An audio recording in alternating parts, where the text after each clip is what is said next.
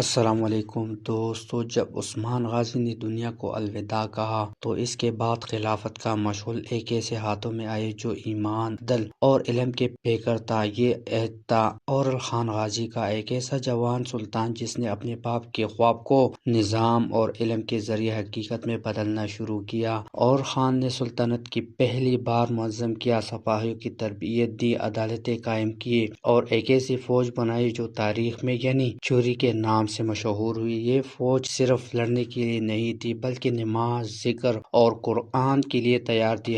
ہر سپاہی جانتا تھا ہم اللہ کی لشکری ہے، دنیا کی نہیں۔ اور خان کے دور میں اسلامی سلطنت کے پرچم نے اناطولیہ سے نکل کر یورپ کی سرزمین کا چھونا شروع کیا۔ برسا اور نکتیا جیسے شہر فتح ہوئے جہاں آج بھی فتوحات کی صدی باقی ہے۔ اس دور میں دارالحکومت برسا بنا جہاں مسجدوں کی مینار ایمان کی گواہی دیتی اور عدالتیں میں عدل کی خوشبو پھیلتی۔ پھر وقت آیا مراد اول کا، ایک ایسا سلطان جس نے قدموں نے بلقان کی سرزمین کو ہلا دیا۔ مراد اول کے عہد میں عثمانی لشکر دریا عبور کر کے یورپ میں داخل ہوئے۔ ان کی ایمان کا سورج بلقان کی پہاڑوں پر چمکنے لگا۔ انہوں نے یلغاریوں کو سربیا، مقدونیہ جیسے علاقوں کو فتح کیا اور اسلام کی روشنی وہاں تک پہنچا دی جہاں کبھی صلیبی طاقتیں راج کرتی تھی۔ مراد اول کی سپاہی نماز کے بعد ایک دوسرے سے کہتے، آؤ آج پھر دنیا کو دکھائے کہ ہم زمین کی فتح نہیں ایمان کی صفائی ہے۔ ان کی فتوحات تلوار کی دھار سے زیادہ عدل کے جذبے سے آگے بڑھتی گئی۔ لوگ خود عثمانیوں کے زیر سایہ آنا چاہتے تھے کیونکہ وہ جانتے تھے یہ فوج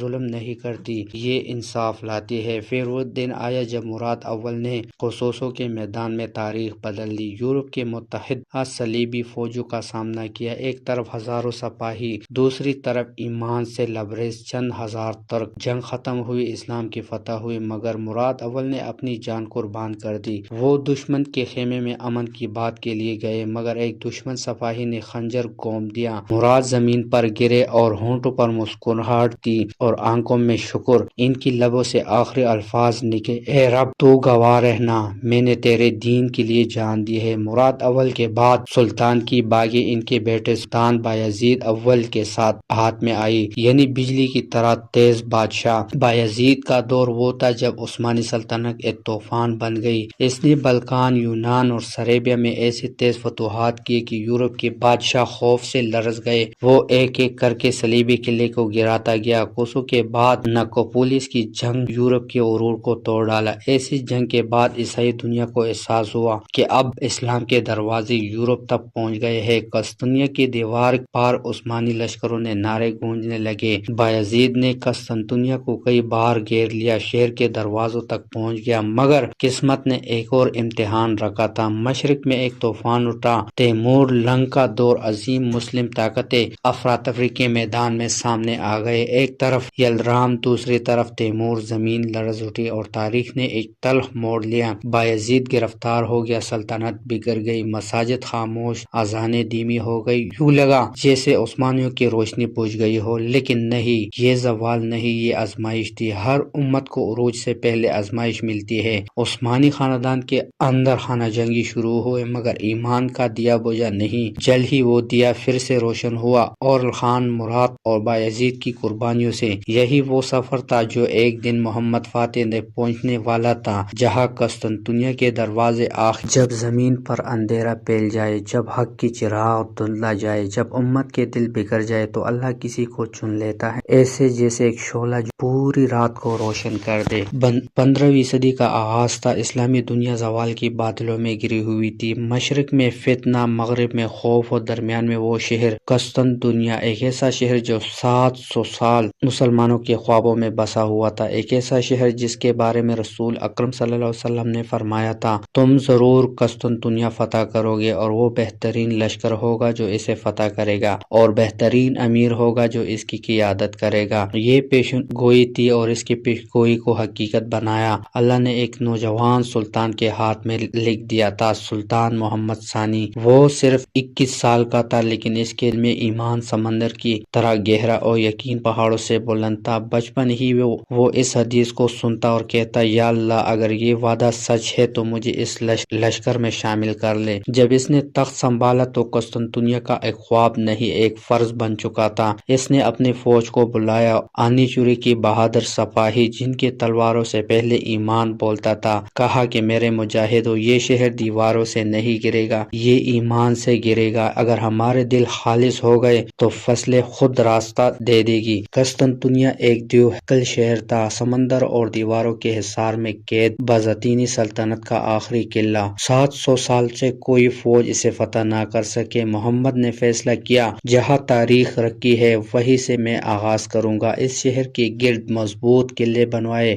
روم ایلی حصار جو آج بھی باسفورس کے کنارے آسودہ ہے، اس نے توپیں تیار کروائی، ایسی توپیں جن کی گرج زمین اور آسمان کو ہلا دیتی تھی۔ پھر اس نے اپنی فوج کو سمندر کے پار لے جانے کا منصوبہ بنایا، لیکن سمندر راستہ نہیں دیتا تھا تو محمد نے کہا، اگر سمندر راستہ نہیں دیتا تو ہم سمندر پر لکڑی کا راستہ بنا لیں گے۔ اور پھر ایک معجزہ ہوا، جہاں پہاڑوں پر چلنے لگے۔ ایک رات میں عثمانیوں نے ایسے بیڑے کو خشکی کے راستے پہاڑوں کے اوپر سے گھسیٹ کر شہر کے پچھلے حصے میں اتار دیا۔ دنیا نے دیکھا کہ ایمان جب حرکت کرتا ہے تو پہاڑ بھی جھک جاتے ہیں۔ شہر کے دروازوں پر اب اسلام کا سب سے عظیم لشکر کھڑا تھا۔ قسطنطنیہ کی فصلیں گونج رہی تھی، اللہ اکبر اللہ اکبر۔ بازنطینی حکمران قلعے پر کھڑا رو رہا تھا، اسے معلوم تھا کہ یہ تقدیر کا فیصلہ ہے۔ جنگ شروع ہوئی، توپوں کی گرج، تیروں کی بارش اور فضاؤں میں تکبیر کی گونج۔ 70 دن تک مسلسل معرکہ جاری رہا۔ ہر دن ہر رات محمد فاتح خیمے میں سجدے میں گرتا اور کہتا، اے رب، تیرا دین ہے، میں تیرے سے مدد مانگتا ہوں۔ اور پھر 29 مئی 1453 کی صبح، طلوع فجر سے پہلے فضا میں خاموشی تھی۔ محمد فاتح گھوڑے پر سوار ہوا اور آسمان کی طرف نگاہ اٹھائی، کہا، یا اللہ، آج فیصلہ تیرا ہے۔ تکبیر کی صدا گونجی، لشکر آگے بڑھا، فصیلیں لرز اٹھی، دروازے ٹوٹ گئے اور اسلام کا جھنڈا قسطنطنیہ کی دیواروں پر لہرا دیا گیا۔ تاریخ کے صفحات نے کام کر لکھا، قسطنطنیہ کا فتح ہو گیا۔ محمد فاتح گھوڑے سے اترا، زمین پر سجدہ کیا اور آنکھوں سے آنسو بہہ گئے، کہا، یا اللہ، یہ تیرا فتح ہے، میرا نہیں۔ پھر وہ آیا صوفیہ میں داخل ہوا، جہاں صدیوں سے ناقوس بجتے تھے۔ اس نے سر جھکایا اور وہاں پہلا سجدہ کیا۔ فضا میں اذان کی آواز گونجی، اللہ اکبر اللہ اکبر۔ وہ لمحہ جب نبی کریم صلی اللہ علیہ وسلم نے پیشگوئی پوری ہوئی، دنیا کی نقشے بدل گئے اور خلافت عثمانیہ کا سورج پوری آب و تاب سے چمکنے لگا۔ محمد فاتح نے فتح کے بعد کہا، ہم اس شہر کو علم، انصاف اور رحمت کا مرکز بنائیں گے، اور اس نے وہی کیا۔ مدارس، مساجد، ہسپتال، لائبریریاں، قسطنطنیہ اب اسلامبول بن چکا تھا، یعنی اسلام کا شہر۔ لوگوں نے کہا، یہ لڑکا نہیں تقدیر ہے، اور تاریخ نے جواب دیا، یہ وہ محمد ہے جس نے دیواروں کو نہیں خوف کو فتح کیا۔ وہ دن جب زمین پر امت محمد صلی اللہ علیہ وسلم